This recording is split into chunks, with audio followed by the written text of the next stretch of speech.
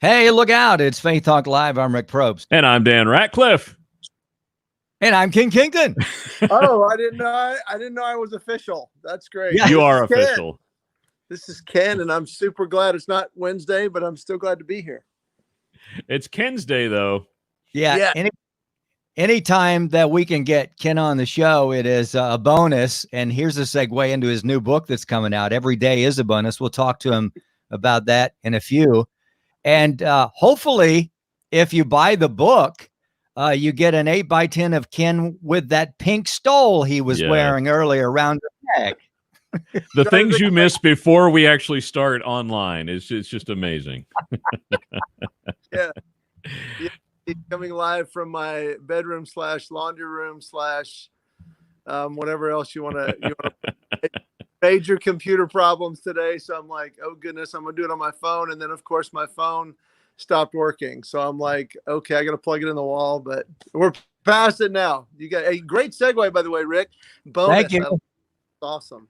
Yeah. And we did catch as well. And this is why I mentioned that it's not really a pink stole. It was a bath towel or something, because Ken is folding clothes there even while we're on the show. How husbandly is that?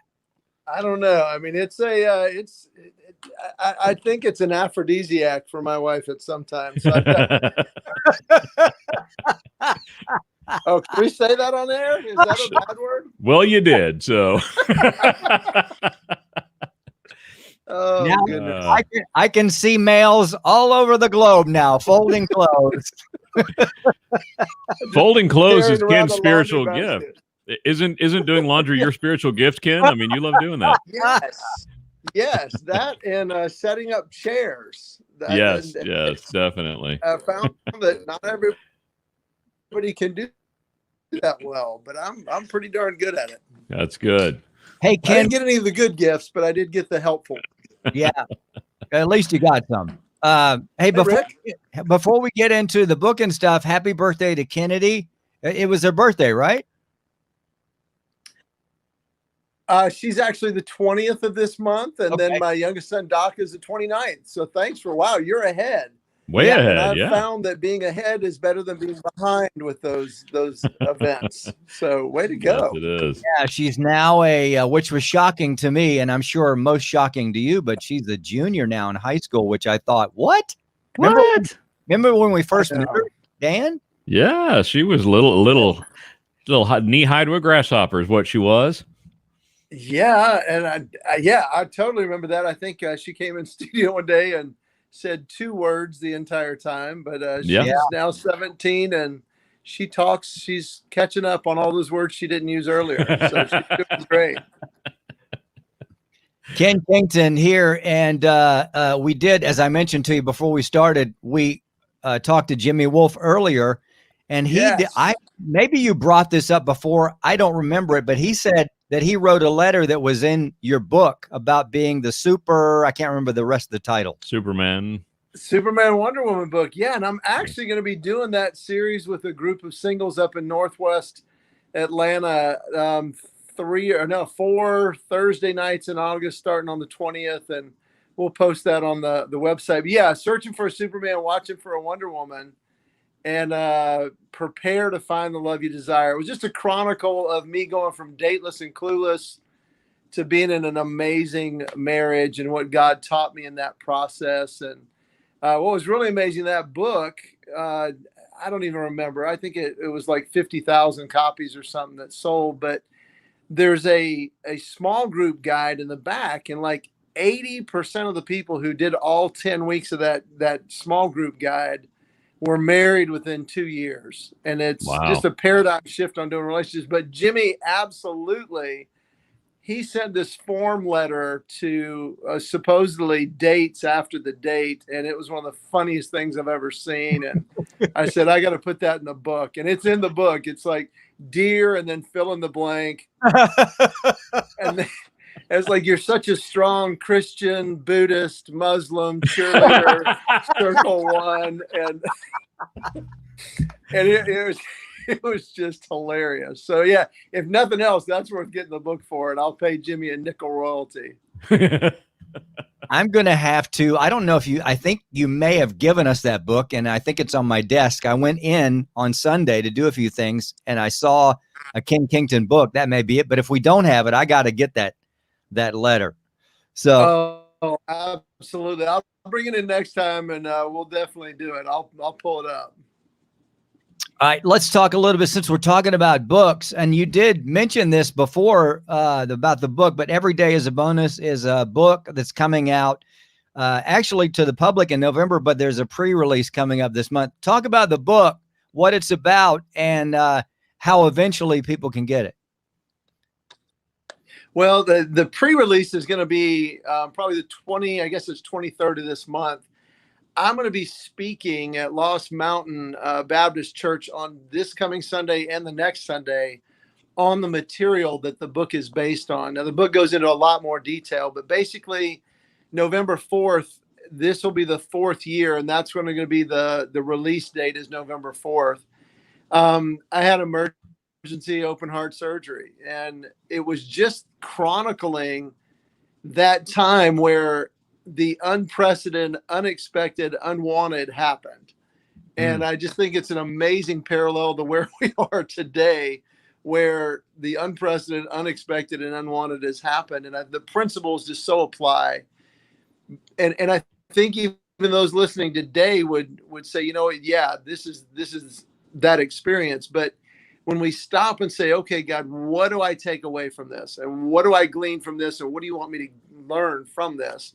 And I did that with the heart surgery part, and it left me with 3 just amazing gifts that it just really changed everything. And one in specific that kind of twerked the whole process was I had an appointment with the thoracic surgeon 2 weeks afterwards.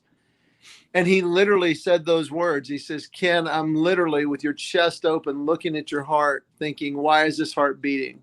Wow. He said, all 4 of your arteries were over 99% blocked. Wow. And there's no reason why you should be alive. He said, you need to treat this day forward. Every day that you have from here forward is a bonus, and you need to treat it that way. And it just really changed the way I was looking at things. And then these 3 gifts kind of popped up, and a lot of humor in it.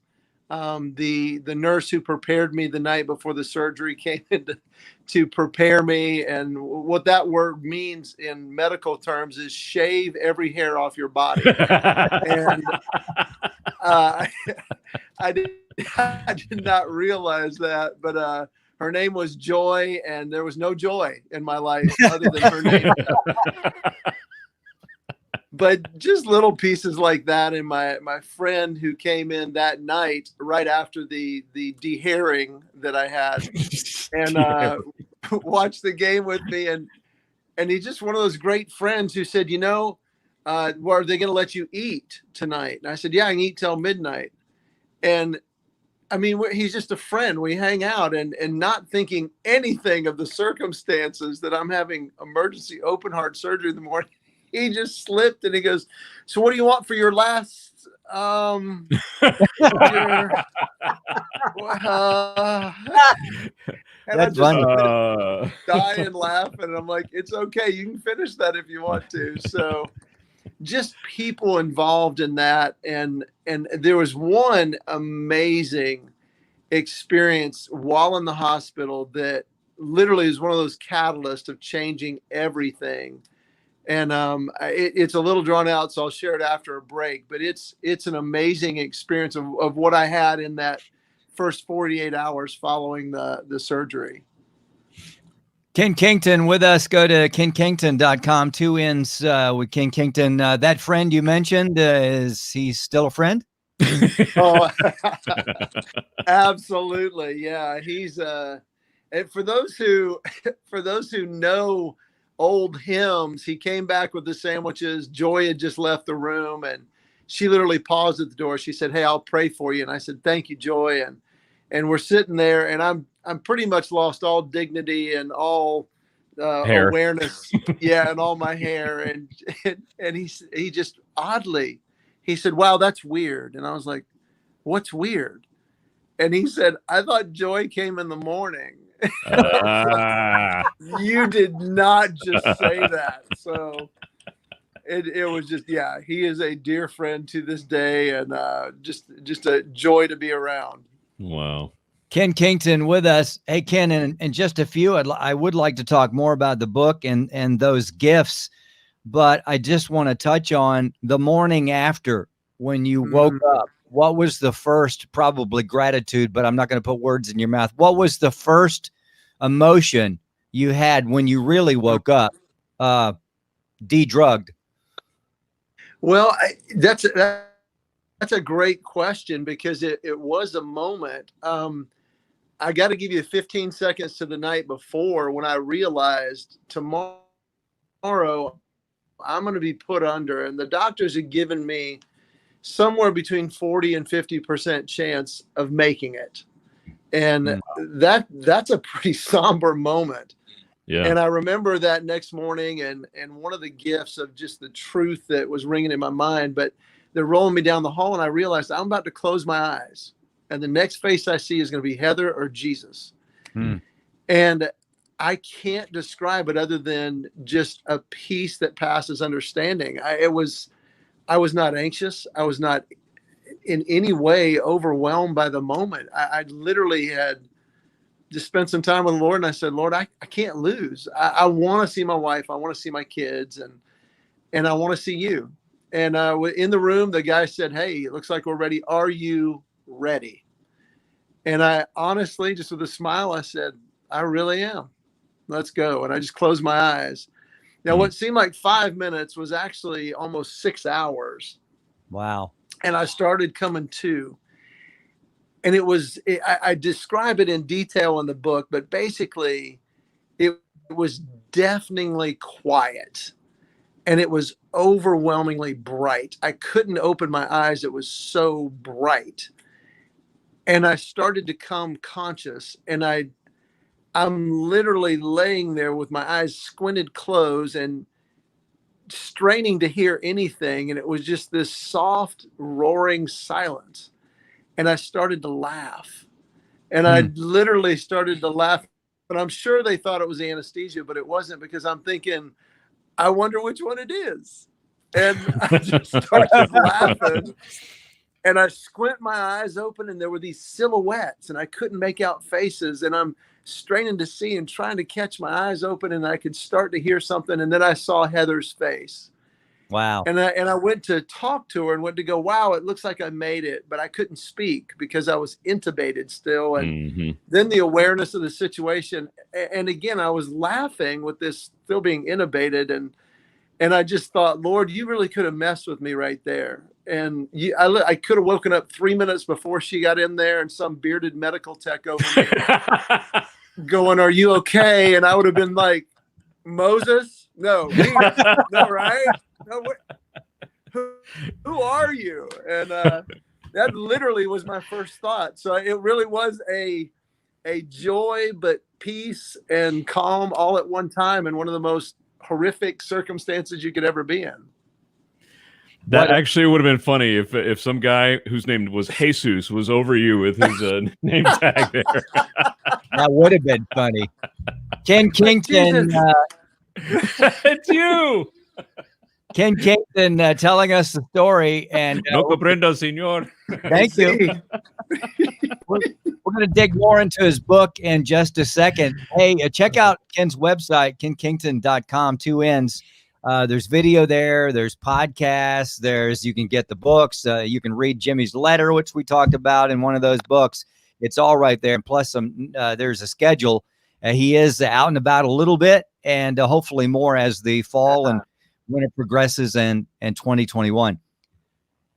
Hey, right. Ken, we're so glad. Well, we're so glad that you could spend time with us. Thanks for letting us talk about the book before the pre-release. Every Day is a Bonus is Kenn's latest book, and it's just what it says. Every day is a bonus. A few minutes ago we talked about Kenn waking up after his heart surgery. It's amazing to me that all 4 of your arteries were almost closed. I'll bet, and you had a 40 or 50% chance of survival. I'll bet they use you as one of the examples of, hey, you know what? Anything's possible. Oh, absolutely. Yeah. Dr. Myung had told me afterwards, he said,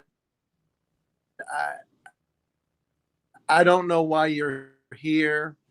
And he was very humbled by it, but I'm literally in awe that God sustained you through this. And I can honestly say that's one of the pieces of the second gift that I go into detail on the book. I don't believe without the power of prayer that I would be here. And I don't know how prayer works completely, and I don't pretend to, but I've learned both before and after more clearly to boldly ask God, even for what we don't know what we're asking for, but completely trusting Him, no matter what happens. And it's not a measure of our faith if God does for us what we want or doesn't do. It's just a trust and the building of that intimacy as a child. And it was used as that. My favorite was the group of doctors that came through day one.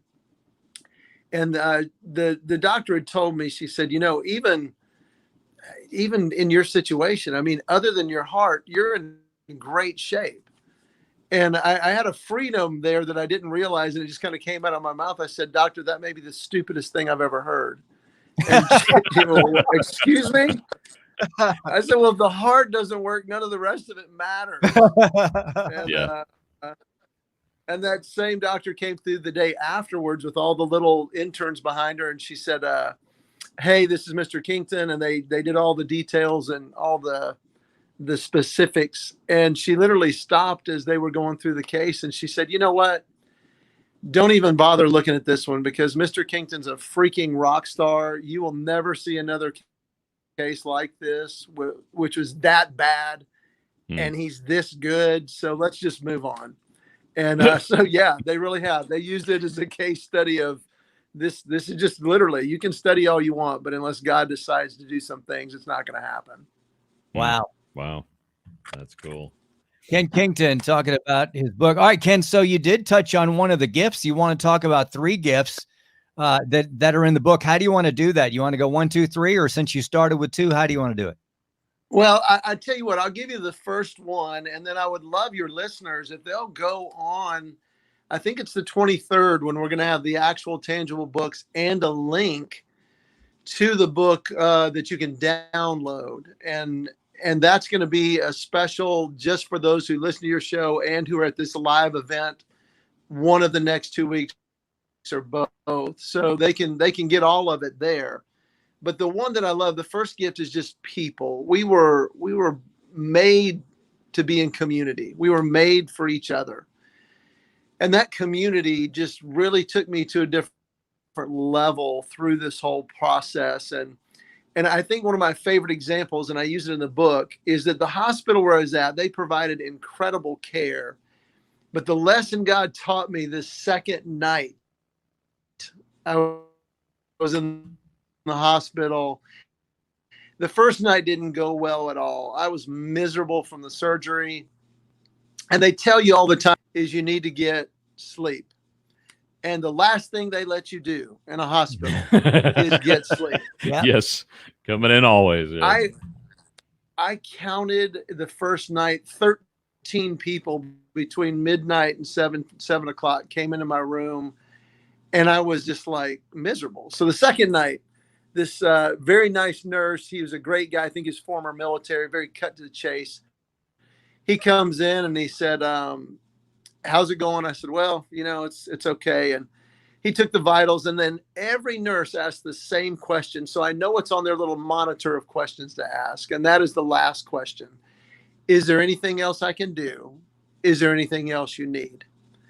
And I stopped with the questions of yes, no, yes, no. And I said, "How would you like to be my favorite nurse of all time?"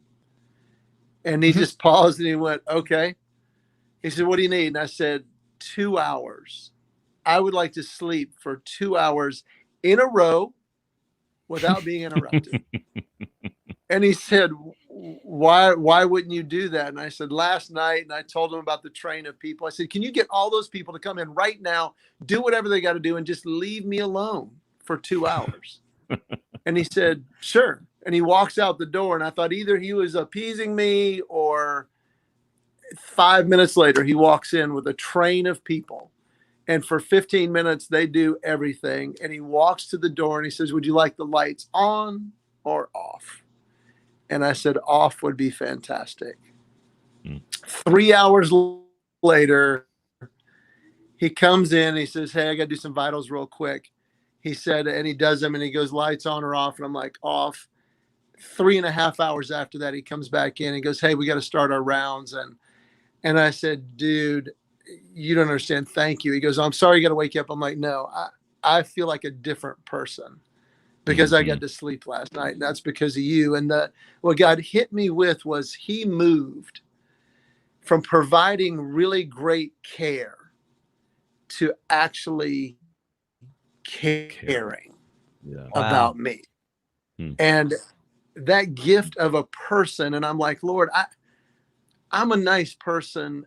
And I do try to care, but I want to move from just providing good care to actually caring about every individual.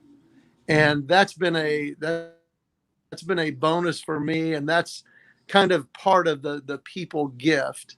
But that goes into great more depth. And the other two gifts are as good or better. And they kind of all work in synchronization. When we get those to work in, that's when we fully experience the bonus, the abundant life that God wants. And I share those three in the book, and it's a simple book to read. It's really big letters and very few pages. And I might even throw a couple pictures in there for fun. Yes. But More pictures, pop-ups, that makes it better.